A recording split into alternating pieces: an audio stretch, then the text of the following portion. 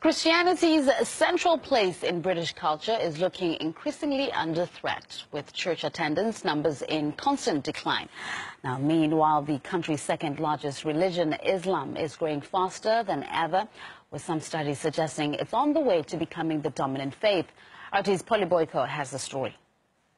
Half of Brits say they're Christians, but you wouldn't know it glancing at this London service. In the name of the Father, and of the Son, and of the Holy Spirit. Amen. New figures show that the UK's official religion is declining faster than was previously thought. Worshippers are aging, and for the first time ever, fewer than half under the age of 25 describe themselves as Christian. The decline of churches in the UK is long term. It just happens to be now approaching really rock bottom. So 95% of people don't attend a church on an average Sunday. While the Church of England struggles, the Office for National Statistics says that the number of Muslims in England and Wales has surged by 75%. And they're young. Half of British Muslims are under the age of 25. I'm looking at the swathes of men in the hall down below. What is it that draws them here? That's a big question. Motivation theory is very, very different for different people. Islam's family values are very well bonded, and families really try to nurture young people in the fold of Islam.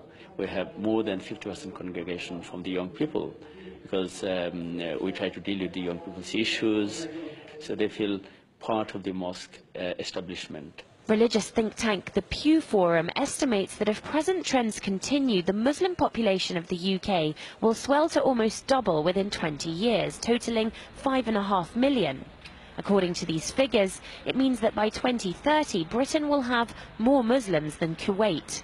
It's projects such as this community-based Muslim radio station that could provide the clue as to why the religion is flourishing in the UK. In that booth, DJs who call themselves brothers and sisters talk about local issues and education from the point of view of Islam.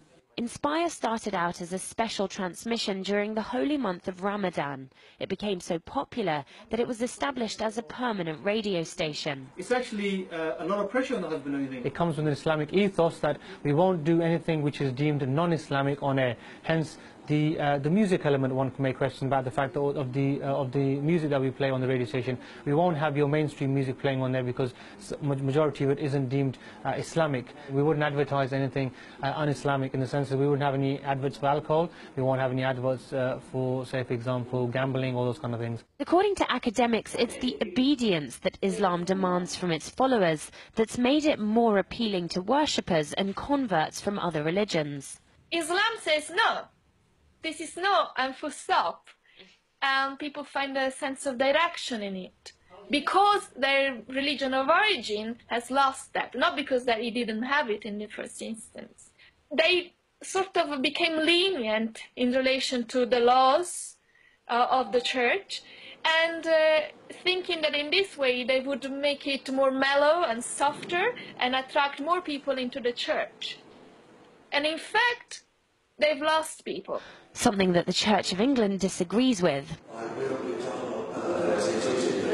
They claim that the death of Christian England has been greatly exaggerated and that the statistics don't reflect the true faith of the population.